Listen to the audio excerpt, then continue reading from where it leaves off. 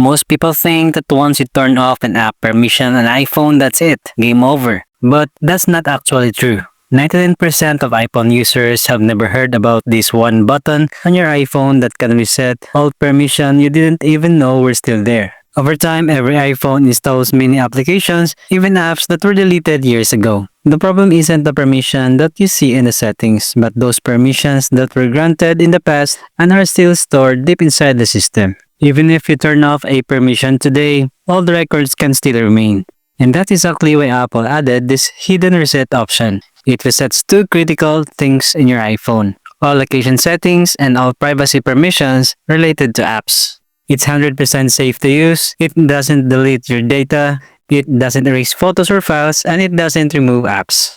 Now to find it, go to Settings, then General, scroll down, then Transfer or Reset iPhone.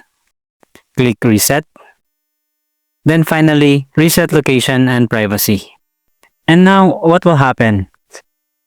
This does not make your phone brand new, it's not a factory reset, it simply tells the phone that we need to start fresh with permissions.